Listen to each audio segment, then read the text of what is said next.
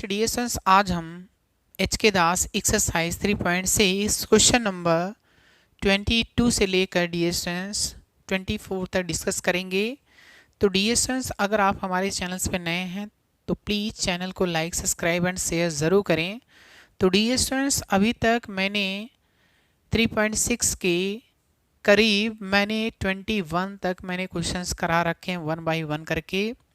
तो उन सभी लेक्चर्स को आप अच्छे से देख लीजिए, क्योंकि ये क्वेश्चन जो है एक्सरसाइज का लास्ट क्वेश्चन होगा। तो डियर स्टूडेंट्स, चलिए हम स्टार्ट करते हैं। तो डियर स्टूडेंट्स, इसमें जो क्वेश्चंस दे रखे हैं ना, एक तो आपके पास में क्वेश्चंस ऑप्शनल्स हैं। आप इस ऑप्शंस को देखिए कैसे करेंगे, और मैंने इसका फॉर्मूले भी लिखा रखा है, ठीक है ना। आपको सिर्फ सोचना है इसमें कौन सा ऑप्शंस राइट होगा, ठीक है। देखो, आपके पास में general solution of linear differential equation of the first order dx upon dy plus P Y equal to Q, और ये चीज़ें लिख रखा है p एंड q जो हैं वो फंक्शन ऑफ y होंगे या तो कांस्टेंट होंगे, ठीक है ना। तो मैंने आपको क्या सिखा रखा, अगर आपके पास में dx अपॉन dy है प्लस पी वाई, तो मैंने आपको क्या सिखा रखा है, अगर यहाँ x है तो मैं लिखूँगा यहाँ पे x, ठीक है।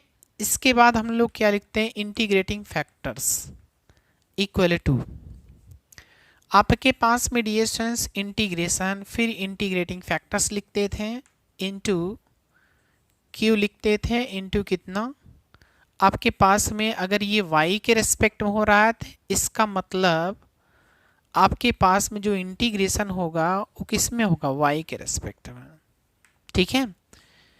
तो आपके पास में ये चीज़ें मैंने आपको ऑलरेडी मैंने सिखा रखा, और इंटीग्रेटिंग फैक्टर्स की जो वैल्यू होती है आई डॉट एफ की, मैंने क्या लिखा है, ई की पावर में इंटीग्रेशन इस इक्वेशंस की, तो आपके पास में p इंटू डी वाई होगा, ठीक है। तो ये यही चीज़ें मैंने सिखा रखा, अब इसमें आपको चूज़ करना है आपके पास में ऑप्शंस कौन सा होगा। देखिए, आपके पास में पहली चीज़ देखिए, यहाँ पे इंटीग्रेशन किसके रेस्पेक्ट में हो रहा है, एक्स के रेस्पेक्ट में। यहाँ देखिए डिफरेंशिएशन किसके रेस्पेक्ट में हो रहा है, y के रेस्पेक्ट में। तो इसका मतलब अगर x के रेस्पेक्ट में इंटीग्रेशन होगा डियर स्टूडेंट्स, तो इसका मतलब ये ऑप्शंस गलत, ज़्यादा सोचिए मत, ये रॉन्ग हो जाएगा। आप ऐसे ही ऑप्शन को डिस्कार्ड कर सकते हैं, ठीक है। जितने भी x वाले टर्म्स हैं, देखिए ये भी x के रेस्पेक्ट में इंटीग्रेशन हो रहा है, ज़्यादा सोचिए मत, कैंसिल करो। यहाँ देखिए y के टर्म्स में हो रहा है, यहाँ भी y के टर्म्स में हो रहा है इंटीग्रेशन, इसका मतलब b एंड d में आपके पास में एक आंसर आपका राइट होगा। तो यहाँ देखो, अगर मैं x इंटू लिखूंगा इंटीग्रेटिंग फैक्टर मतलब e की power integration p into D Y, तो x इंटू ई की पावर में integration p into D Y है, यहाँ तो है ही नहीं, तो इसका मतलब ये गलत हो जाएगा, ये राइट हो जाएगा। आपको इधर देखने की ज़रूरत ही नहीं पड़ेगा, ठीक है। आप खुद सोचिए कौन सा आंसर सही है, ठीक है ना। इसमें जो आंसर राइट होगा डियर स्टूडेंट्स, बी होगा। x into integrating factors equal to integrating factors into Q into D Y plus का c, यही चीज़ें मैंने वहाँ लिख रखा है, ठीक है। तो डियर स्टूडेंट्स, इस क्वेश्चन को आप नोट करिए। इसमें जो 24 है ना, आप बुक में देखेंगे 23 के नाम से होगा, और जो 23 लिखा है ना, ये 27 के नाम से होगा, ठीक है। तो इसको आप वीडियो पॉज करके नोट कर लीजिएगा, क्योंकि मैं इधर रब कर रहा हूँ, इसके बाद मैं आपको क्वेश्चंस कराता हूँ डियर स्टूडेंट्स। आपके पास में क्वेश्चन कौन सा करा दें आपको, 23 कराइए सर। इसके बाद हम लोग 22 तो कर लेंगे, ठीक है। चलिए मैं दोनों क्वेश्चंस आपको मैं कराता हूँ, ठीक है, 1 बाय 1 करके। आप परेशान मत होइए, मैं सारा क्वेश्चंस यहाँ पे मैं आपको कराने की मैं पूरी कोशिश करूँगा। मैंने आपको क्या सिखा रखा है, अगर आपके पास में dy अपॉन dx का फॉर्मेट है, इधर केवल और केवल क्या मिलना चाहिए, आप ये बता दीजिए मुझे। केवल और केवल क्या मिलना चाहिए, x वाला टर्म्स होना चाहिए राइट साइड में, तो मतलब y की पावर 6 से आप डिवाइड कर लीजिए, और इसको x का आप क्या करेंगे, x का भी तो डिवाइड करना पड़ेगा, बोलिए। अगर आपके पास में x into D Y upon D X है प्लस y है इक्वल टू कितना है एक्स क्यूब इंटू वाई की पावर 6, इसका मतलब डी स्टूडेंट्स इसको आपको डिवाइड करना पड़ेगा। तो यहाँ पे आपके पास में x को भी इधर लाना पड़ेगा, तो इधर भी डिवाइड करना पड़ेगा। देखिए पहली चीज़ तो हम लोग अगर D Y upon D X का कोफिशिएंट कितना होना चाहिए 1 होना चाहिए, तो इसका मतलब x से डिवाइड करना पड़े। चलिए मैं x की पहली कंडीशन यहाँ पे बता देता हूँ, D Y upon D X यहाँ आ जाएगा 1 अपॉन एक्स इंटू कितना y, और यहाँ पे आपके पास x से अगर डिवाइड करेंगे तो आपके पास में एक्स स्क्वायर आ जाएगा इंटू वाई की पावर 6।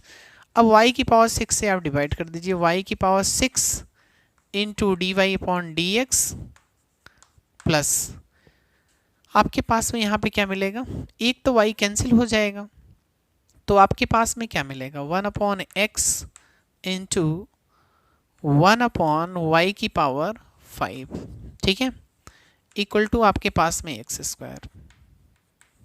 बात क्लियर है? क्लियर होना भी चाहिए, बहुत सारे क्वेश्चंस कराए हैं, तो उन सभी लेक्चर्स को आप अच्छे से देखिए।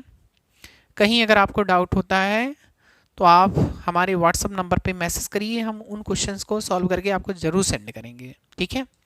लेकिन आपसे रिक्वेस्ट है डी स्टूडेंट्स, अगर आप हमारे चैनल्स पे नए हैं तो चैनल को लाइक सब्सक्राइब एंड शेयर ज़रूर करिएगा, ठीक है ना।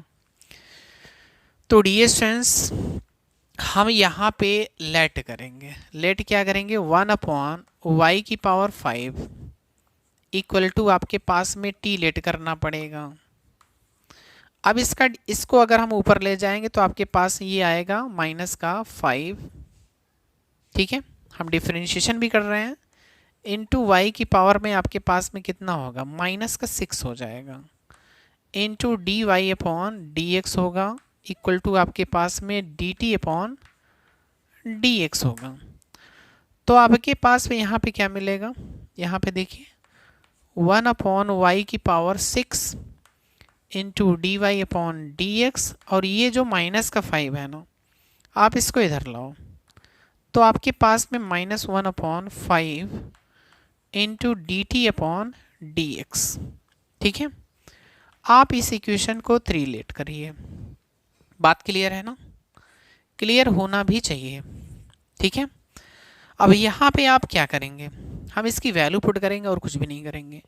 1 अपॉन वाई की power 6 into D Y upon D x की वैल्यू कितनी है, माइनस का 1 upon 5 into d T upon D x plus आ जाइए 1 अपॉन वाई की पावर 6 की वैल्यू कितनी 5 की वैल्यू कितनी है टी, तो 1 upon x into T, clear है ना, इक्वल टू आ जाइए। इक्वल टू आपके पास में क्या मिलेगा, इक्वल टू एक्स स्क्वायर, ठीक है।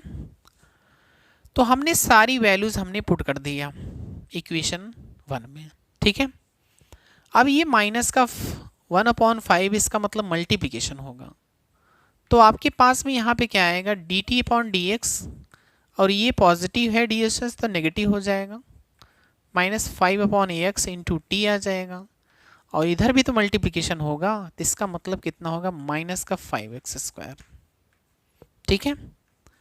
अब ये देख लीजिए ये लीनियर डिफरेंशियल इक्वेशन के फॉर्म में कन्वर्ट हो गई, यानी ये t के फॉर्मेट में है, तो इसका मतलब हम यहाँ से हम लोग p की वैल्यू कैलकुलेट कर सकते हैं। p की वैल्यू कितनी आ जाएगी माइनस का 5 अपॉन एक्स इंटू क्यू की वैल्यू कितनी आ जाएगी माइनस का 5x स्क्वायर। हम लोग इंटीग्रेटिंग फैक्टर्स निकाल लेते हैं, e की पावर में integration p into D X होगा, क्योंकि x के रेस्पेक्ट में हो रहा है, तो इसका मतलब minus 5 upon x into D x, इसका आप इंटीग्रेशन कर दीजिए, ये माइनस 5 आएगा, 1 अपॉन एक्स मतलब लॉग x प्लस सी, इसको आप ऊपर ले जाइए, ठीक है। तो e की पावर में लॉग x की पावर माइनस 5 और प्लस का c, तो आपके पास ये कैंसिल, इसको नीचे लाएंगे तो 1 अपॉन एक्स की पावर 5 और प्लस का c। अब हम लोग इसका क्या करते हैं, इसका सॉल्यूशन निकालते हैं। सॉल्यूशन कैसे निकलेगा देखिए ध्यान से। तो आपके पास में सबसे पहले इस लीनियर डिफरेंशियल इक्वेशन मतलब t लिखेंगे इनटू इंटीग्रेटिंग फैक्टर्स लिखेंगे equal to integrating factors into q into कितना इनटू dx और प्लस का c। t की वैल्यू हमारे पास में कितनी है? t की वैल्यू मैंने लेट किया था कितना? t की वैल्यू 1/y की पावर 5 और इंटीग्रेटिंग फैक्टर्स की वैल्यू है 1/x की पावर 5। ठीक है, इक्वल टू इंटीग्रेटिंग फैक्टर्स की जो वैल्यू है वो कितनी है? 1/x की पावर 5 और q की वैल्यू हमारे पास में कितना है? q की वैल्यू है माइनस का 5x² इंटू कितना dx और प्लस का c। तो यहाँ से डिविजन्स ये जो है आप इसको कैंसिल भी कर सकते हो, आपके पास में x की पावर 3 आ जाएगा। हम इसका सिर्फ इंटीग्रेशन करते हैं तो आपके पास में 1/y की पावर 5 इंटू एक्स की पावर 5 इक्वल टू -5 आप बाहर कर लीजिए इंटीग्रेशन x की पावर कितना मतलब 1/x की पावर 3 इंटू कितना dx और प्लस का c। आप इसका इंटीग्रेशन कर लीजिए।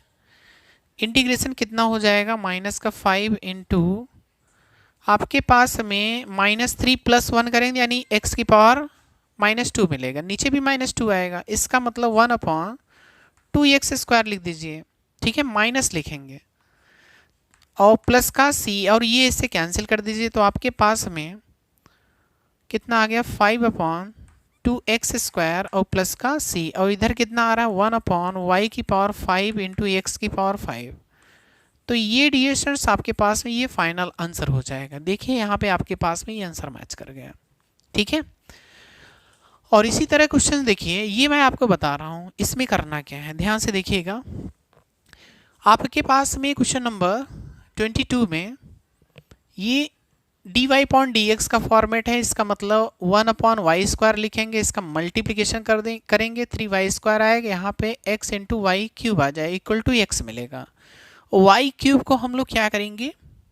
t लेट करेंगे, डिफ्रेंशिएशन करेंगे, कन्वर्ट करेंगे, इसी तरह करना है। बहुत ही सिंपल क्वेश्चंस हैं। तो डियर स्टूडेंट्स इस क्वेश्चंस को आप सॉल्व करिए, डाउट होता है तो आप हमसे पूछिएगा।